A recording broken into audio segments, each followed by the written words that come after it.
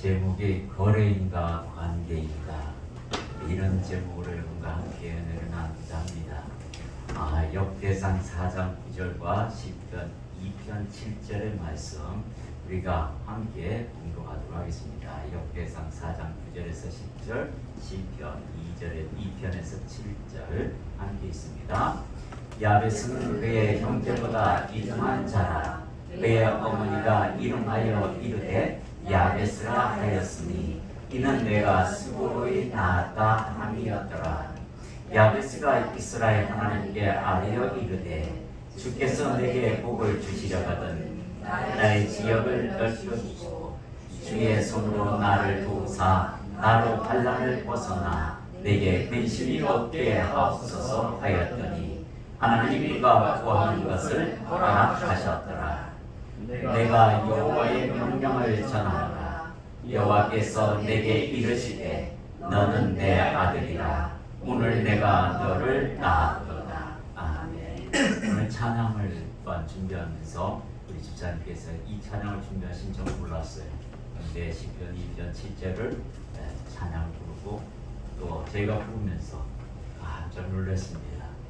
오늘 주님께서 정말로 종을 통하여 이 말씀을 하나 하셨구나라는 생각이 들어서 더욱 힘을 얻는 시간이었습니다. 우리가 성경을 보면 역대상의 1장부터 주 9장까지 족보가 쭉 나열되어 있습니다. 그런데 4장은 특히 유다 지파의 족보가 나열되어 있어요. 그런데 한참 가다가 이 9절에서 10절 사이에는 갑자기 야베스라는 인물이 튀어나옵니다. 그리고 족보와는 전혀 관계없는 기도 이야기를 하고 수고로 특히 나왔다 이런 말씀을 해요. 왜 주님께서 유다 지파의 유독이 다른 지파도 아니고 유다 지파의 이 야베스라는 인물을 등장시켜서 그 어머니가 내가 수고로 낳았다라는 이 말을 왜 넣었을까? 그리고 또 이 야베스는 기도를 했는데 하나님께서 그 기뻐 받으시며 그것을 허락하셨다라는 말을 족보 안에다 기록을 하고 있습니다. 그래서 저는 여기에 틀림없이 주님의 어떤 메시지가 있을 것이다 라고 생각하면서 굉장히 깊이 묵상하고 주님께 여쭈어 봤습니다. 이유가 뭔가요? 왜 하필이면 유다 지파에 이 야베스라는 인물을 넣고 내가 수고로에 낳았다 하며 그 어머니가 고백한 그 이름대로 야베스라는 이름을 넣으시고 또 그가 또한 주님 앞에서 기도한 것들을 다 응답하셨다는 내용을 왜 이곳에 살도하셨습니까? 라는 질문을 가지고 묵상을 하게 되었습니다. 그런데 놀라운 일은 오늘 주님께서 찬양을 우리에게 부르게 하신 것처럼 시편 2편 7절에 너는 내 아들이라. 내가 너를 수고로 낳았다라는 겁니다. 그 찬양 안에 가사가 이런 게 있습니다. 내가 오늘 너를 십자가의 상구로 내가 너를 낳았다라는 노래의 가사가 있습니다. 여러분들, 우리 어머니가 내 아들을 놓고 딸을 놓고 할 때, 자식을 놓을 때 과거에는 아들이나 딸이나 놓고 또 고통이 너무 심해서 돌아가시는 경우도 있습니다. 주님께서 이 족보 안에서 특히 유다 지파로 오신 예수 그리스도 메시아에 대한 예언을 야베스를 통해서 하고 있는 것이라는 겁니다. 내가 너를 오늘 이 야베스의 어머니처럼 그 상고의 고통으로 십자가의 그 상고의 고통으로 내가 너를 낳았다. 그리고 주님은 돌아가셨습니다. 그리고 그 사망 권세를 이기시며 다시 부활하신 그 전혀 새로운 모습으로 우리에게 희망과 소망을 주시며 네가 앞으로 이렇게 될 것이다 라고 우리에게 소망을 줍니다. 유다 안에서 예수 그리스도를 믿고 십자가의 그 은혜로 말미암아 구원받은 백성, 즉 야베스와 같은 너희여 라고 말하는 겁니다. 너희가 무릎을 꿇고 주 예수 그리스도 안에서 어떤 내용을 가지고 기도하더라도 내가 들으리라. 이 말씀이 이 족보 안에 있는 겁니다. 그렇기 때문에 우리는 예수 그리스도 안에서 유다 지파의 족보로서 이 야베스와 같이 그 어머니가 수고로 난 것처럼 우리 주 예수 그리스도께서 십자가의 상고로 나를 낳으셨다라는 겁니다. 그리고 네가 기도하는 것은 내가 하나도 크게 듣지 아니하고 들어주리라 라는 약속의 말씀이 이 족보 안에서 흐르고 있다 라는 것을 우리에게 이야기해주고 있는 거예요. 여러분 얼마나 엄청난 메시지가 이 두 절에 들어가 있다는 겁니다. 우리에게 소망을 주고 있습니다. 야베스가 어떻게 기도했습니까? 이스라엘 하나님께 아뢰어 이르되 주께서 내게 복을 주시려거든 나의 지역을 넓히고 주의 손으로 나를 보사 나로 환난을 벗어나 내게 근심 없는 인생이 되게 하소서. 얼마나 멋있는 기도입니까? 근데 이 기도를 들으셨다고 그런 거예요. 그가 구한 것을 허락했답니다. 우리가 구하는 것을 허락하시겠다고 약속하고 있는 겁니다. 그게 나 개인을 위한 기도가 아니라 내 욕심을 채우기 위한 기도가 아니라면 하나님께서 들어주시겠다는 겁니다. 오늘 이 야베스의 기도의 내용은 자기를 위한 기도이기도 합니다. 그렇지 않나요? 여러분들 이 야베스 인생처럼 되고 싶지 않습니까? 반란에서 벗어나 근심 없는 인생이 어떤 인생인지 한번 맛보고 싶지 않으세요? 아멘. 그래요. 주님 안에 있으면 이렇게 되리라. 하나님께서 그렇게 약속하셨다. 이 관계를 우리에게 미리 설명합니다. 오늘 거래인가 관계인가에서 하나님은 나를 어떻게 낳았는지 먼저 설명하고 있습니다. 나는 너를 수고리 낳았다. 너는 내 아들이라. 이 관계를 잊지 마라라는 겁니다. 이 관계를 잊어버리고 간혹 우리는 뭐예요? 거래 관계인 양 해석하고 잘못 방향을 잡고 있는 경우도 있다라는 겁니다. 그 내용을 이제 하나하나 살펴보도록 하겠습니다. 2주 전에 여러분 설교 제목이 무엇이었는지 기억납니까? 2주 전에 지난주 것도 잘 기억 안 하는데 어떻게 2주씩이나 이렇게 얘기하는 분들도 있을 겁니다. 지난주는 뭐였죠? 감사하였습니다. 그 전주는 바로 이상한 단어, 히브리어 단어로 말씀했죠. 뭐예요? 벳시바와 비올라의 관계를 먼저 설명했습니다. 그 관계를 이어서 오늘 설명하고자 하는 겁니다. 주님께서 헵시바는 무슨 뜻이라고 그랬죠? 나의 기쁨이 그에게 있다. 나에게 있다는 겁니다.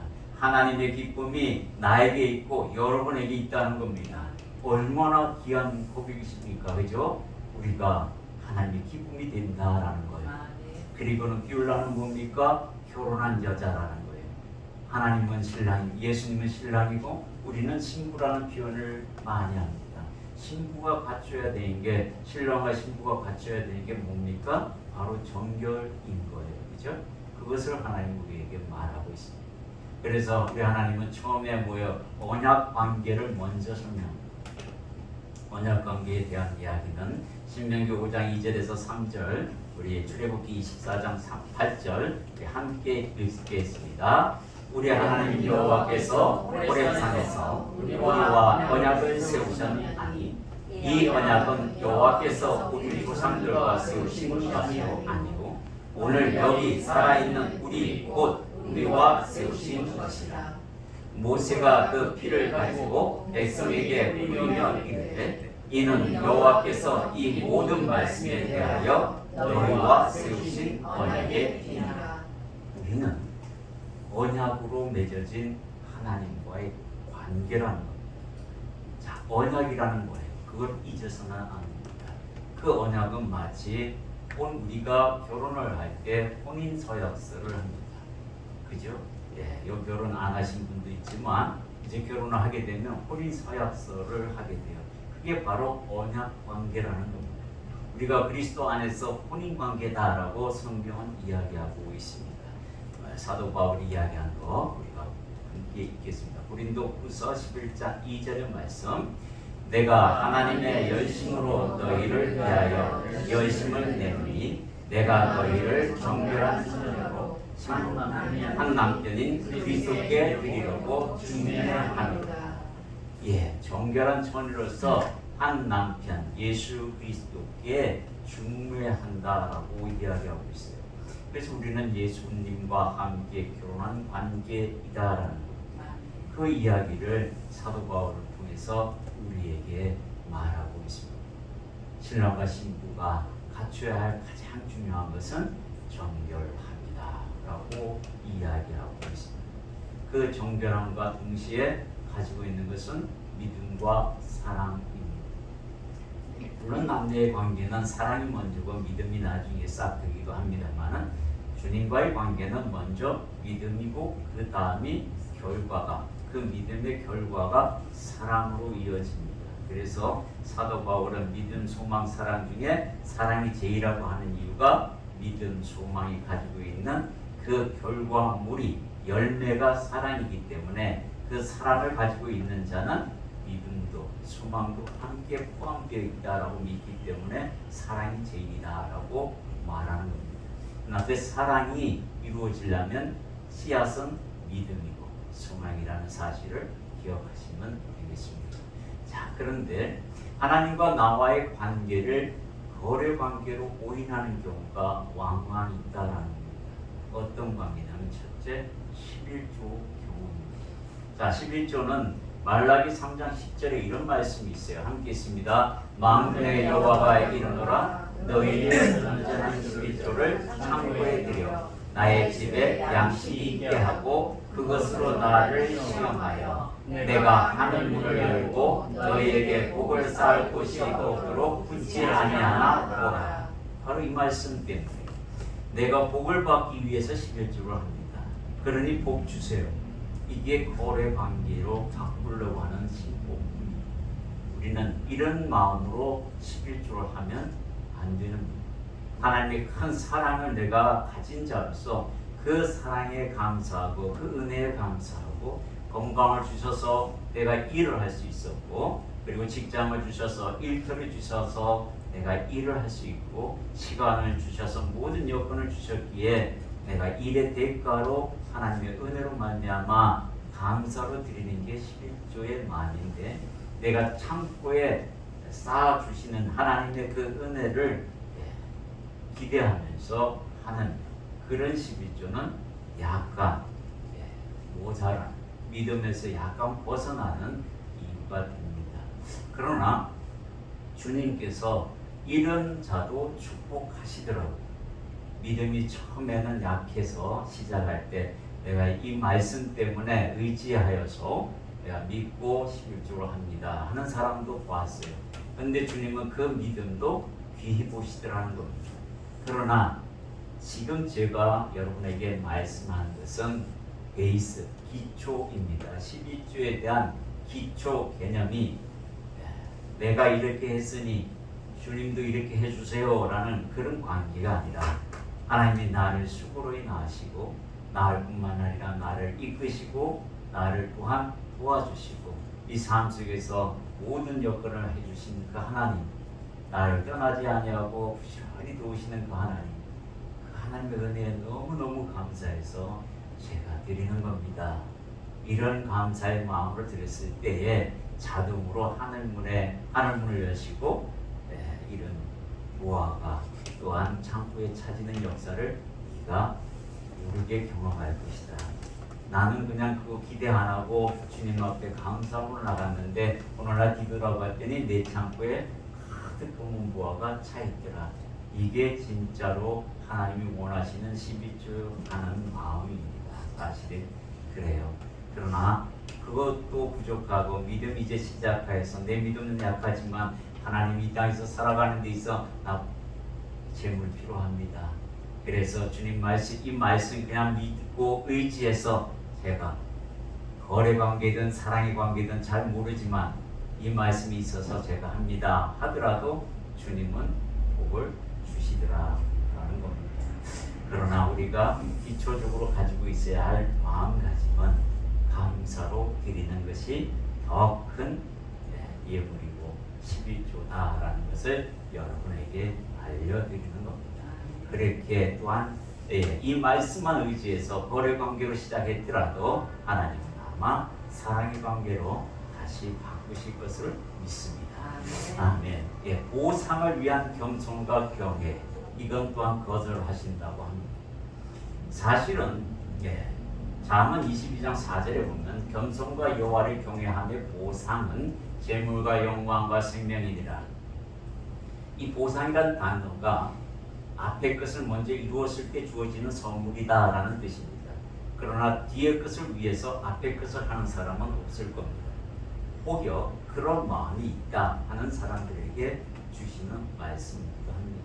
원래 하나님 앞에 겸손과 여호와를 경외함을 가장한 이 보상을 위해서 가장한 사람들이 있느냐? 있을 수 있기 때문에 말씀을 드리는 겁니다. 먼저 하나님 앞에 나아가 나를 내려놓고 나는 하나님 앞에 죄인입니다 라는 그 죄인의 의식과 그로 말미암아 내가 죽음마땅하지만 하나님의 큰 그 사랑과 우리 주 예수 그리스도의 십자가의 그 큰 사랑으로 말미암아 내가 살아가고 있고 내가 모든 일에 있어서 주님과 동행함의 그 축복을 가지고 있으므로 내가 전능하신 하나님 앞에서 내 고개를 뒤들 수 있겠나이까 하며 다윗과 사도 바울처럼 그런 겸손한 마음과 하나님 경외하는 마음이 있다 그러면 하나님께서 자동으로 이 재물과 영광과 생명을 너에게 선물로 주겠다 이렇게 말씀하는 겁니다. 이것을 목적으로 삼아서 겸손과 경외함을 가장한다 그러면 그는 또한 잘못된 것이다 라는 거예요. 이게 바로 거래 관계입니다. 앞과 뒤를 바꾸면 거래 관계가 되어버리고 만다라는 거예요. 성경은 거래 관계를 이야기하지 않습니다. 주님은 너와 나와의 사랑의 관계, 연인의 관계, 친구의 관계, 부모의 관계, 주종의 관계를 이야기하면서 그때마다 하나님께서 우리에게 요구하시는 게 있다는 거예요. 그 요구를 내가 잘 파악하고 순종해 나갈 때 이 모든 것이 너도 모르게 주어질 것이다 라고 이야기하고 있습니다. 이게 주어지지 않는다 하더라도 하나님의 뜻이기 때문에 받아들일 수 있는 믿음이 그게 바로 관계다라는 거예요. 거래는 말이죠. 정확하게 1대1의 어떤 당신이 가지고 있고 나도 가지고 있는 것을 맞바꾸는 것이 거래입니다. 이거 하나님과 뭘 맞바꿀 수 있겠어요? 그분은 부족한 게 하나도 없는데 그렇죠? 나 하나 없어도 주님한테 아무 지장 없습니다. 그러나 나는 주님이 없으면 안 됩니다.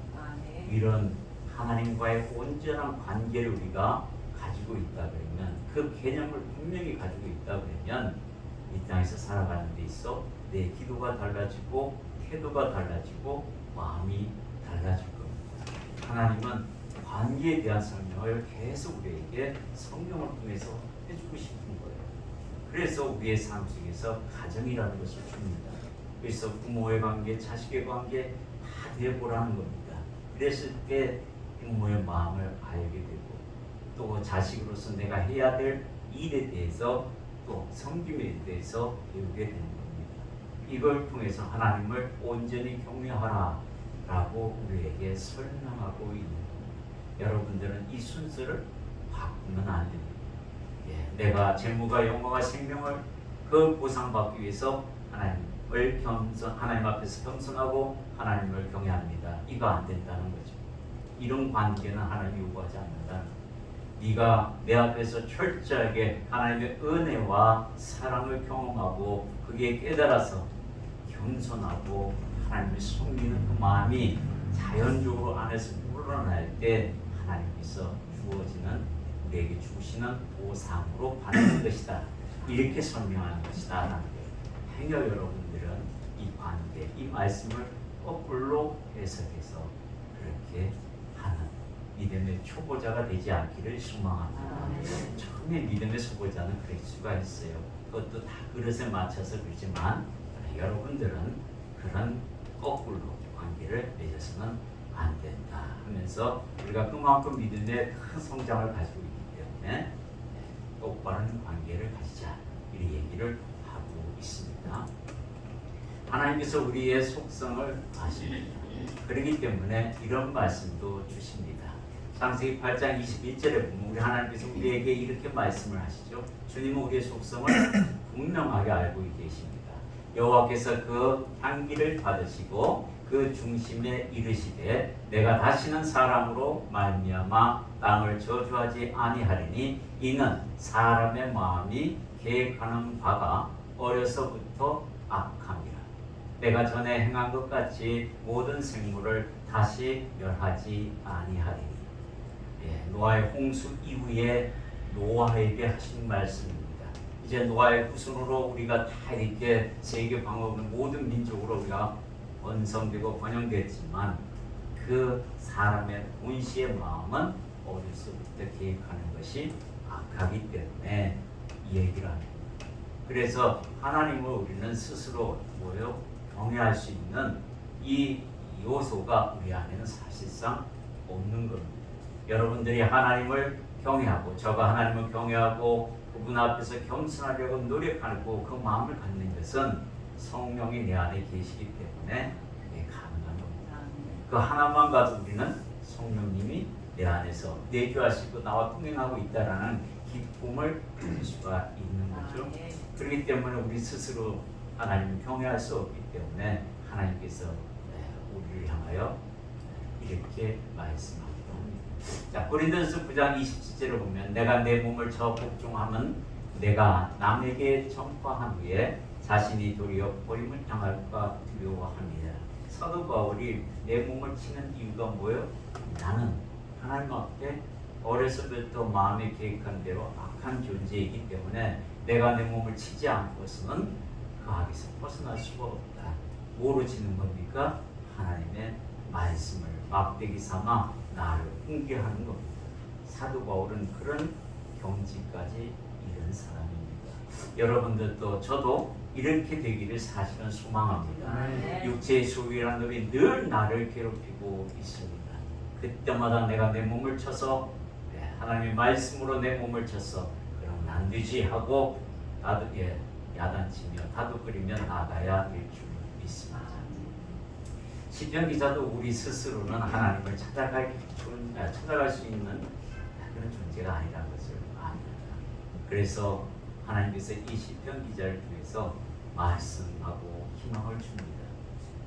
네가 아무리 거래 관계로 나와 유지하고 그런 관계라 할지라도 나는 너를 버리지 않겠다라는 약속이 있기 때문에 우리가 하나님 희망을 갖는 겁니다. 사실 그래요.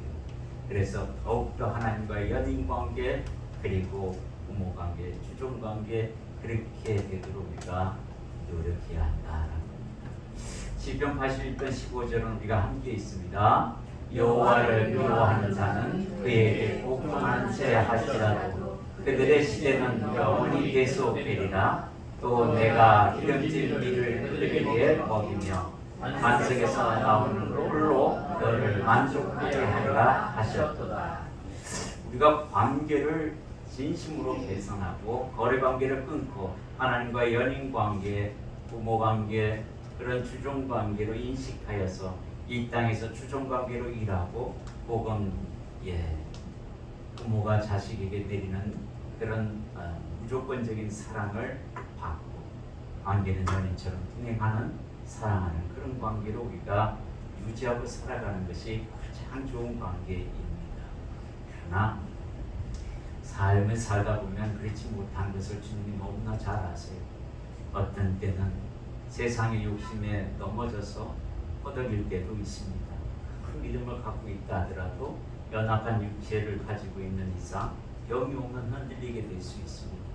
그때 잠시 내가 하나님을 경외하는 것을 잃어버리고 그래도 하나님의 말씀이니 강제로 내 몸을 쳐서 복종케 하는 그런 일이 있다면 하나님은 그를 보시겠다라고 합니다. 그 마음도 살피겠다는 겁니다. 그리고는 우리에게 기름진 밀로 그대를 먹이며 반석에서 나오는 꿀로 만족시켜 주겠다.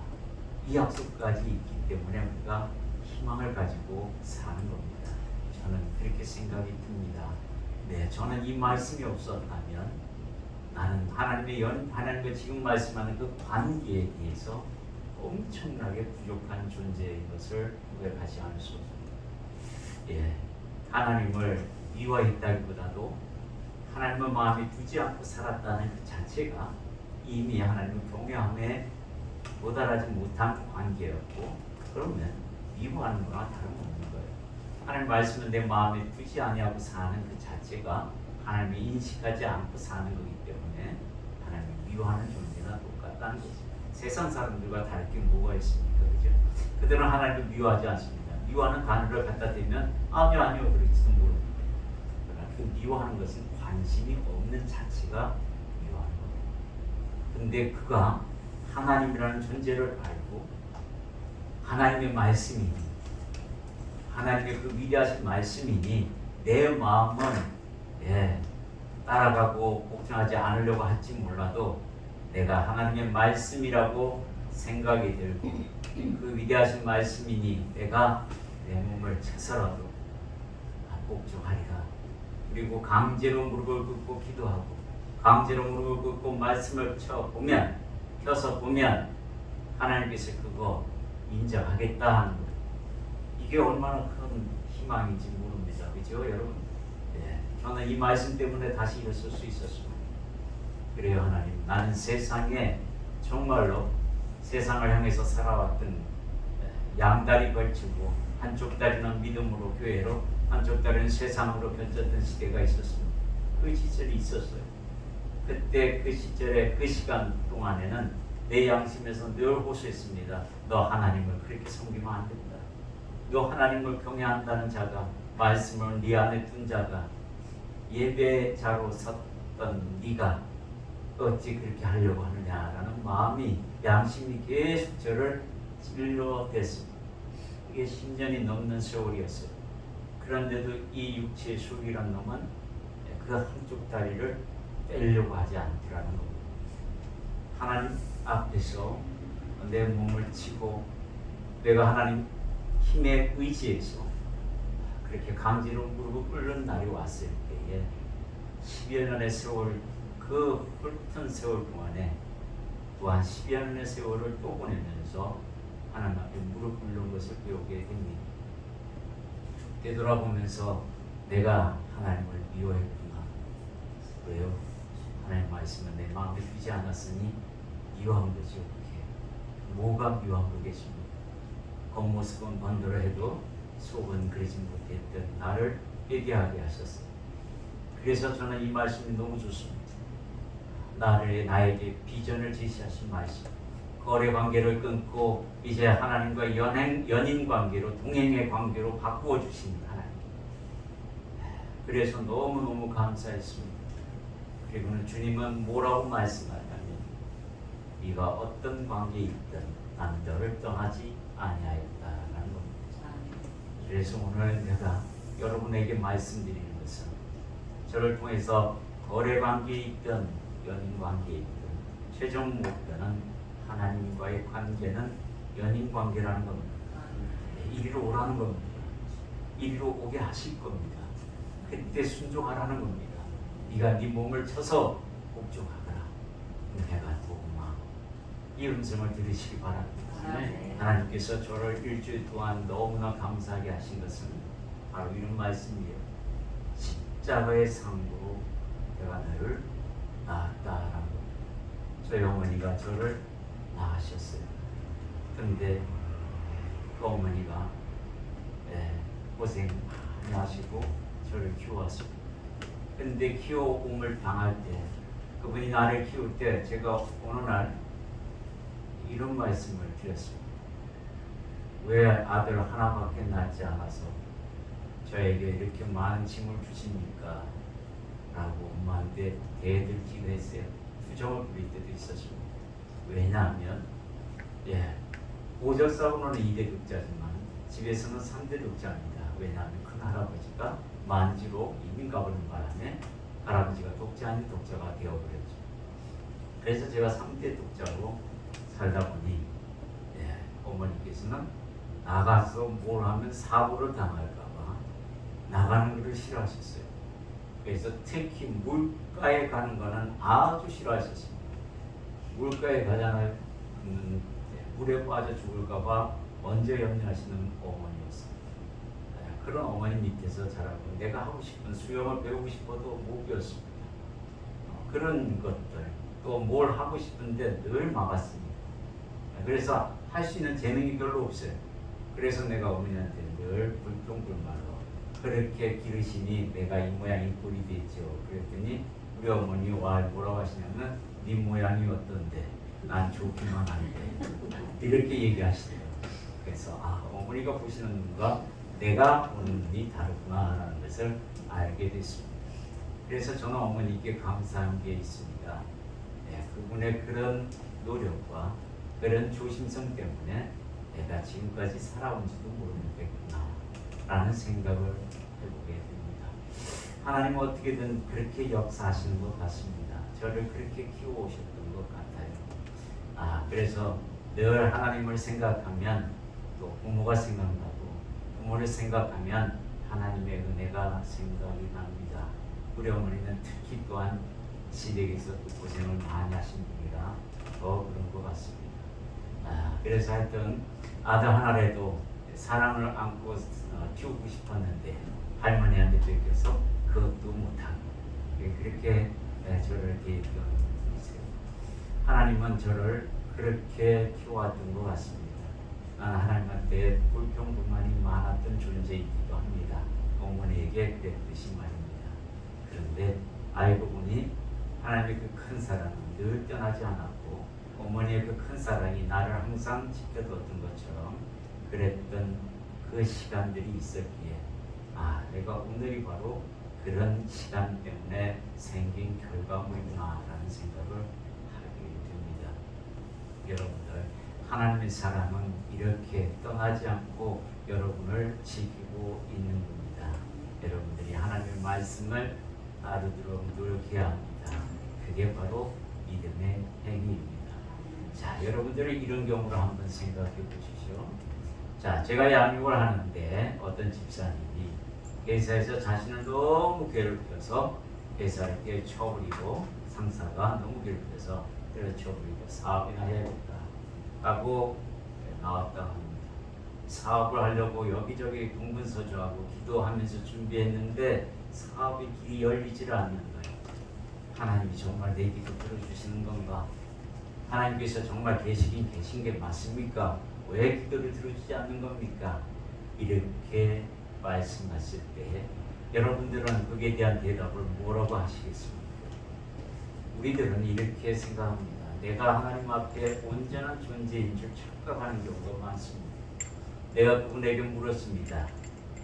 당신은 그 회사에 들어갈 때 하나님 앞에 기도했습니까? 했더니 기도했답니다. 나올 때는 기도하셨습니까? 했더니 기도 안 했답니다. 네, 이게 차이점입니다. 들어갈 때는 기도했으면 나올 때도 기도하고 받고 응답받고 나와야 되는데 당신이 그 사람이 괴롭힌다 하여서 못 이기겠다 못 견디겠다 하고 하나님 뜻이겠지 하고 그냥 나와버리면 그게 과연 바른 결과물입니까? 하나님께서는 거기 계시라고 거기 있으라고 하신지도 모릅니다. 그 사람을 통해서 네가 배워야 할 것이 있다 그러면 견뎌내야 하는 겁니다. 근데 못 견디고 나온다는 것은 잘못된 거죠. 그리고는 난 사업을 하겠답니다. 하나님께서 사업하시라고 하셨습니까? 아니요. 뭘 하는 겁니까? 하나님을 두고 당신은 당신 뜻대로 요구했는데 안 된다고 하나님 계신 둥 많은 둥 이런 소리나 하고 있고 이게 뭡니까? 바로 거래관계입니다. 무조건 달라는 거죠. 당신은 하나님 앞에 주신 게 드린 게 뭐가 있습니까? 드린 게 아무것도 없어요. 징것들을 한 것밖에. 필요할 때 부르고 필요하지 않을 때는 안 부르고 이런 관계를 우리는 저지르고 있다는 겁니다. 그러면 안 됩니다. 믿음이라는 게 뭐냐면 하나님께 맞추는 게 믿음이야. 내게 맞추는 게 믿음이 아닌 거죠. 그 사람이 다시 만약에 직장 생활 하겠다, 연봉을 측정하라 그러면 과거에 받은 연봉 이상을 적습니다. 우리의 속성이 그래. 그러나 하나님께서 그거 아니다 라고 할 수 있습니다. 내가 잘못했으니 하는 그 연봉에 상관없이 하나님께서 원하시는 직장으로 다시 들여보낸다면 제가 순종하고 거기서 최선을 다하여 이전에 받았던 그 영화보다 더 많은 영화를 주님께서 채워주실 줄 믿고 자, 그래 하겠습니다라는 게 진짜 믿음인 것 같습니다.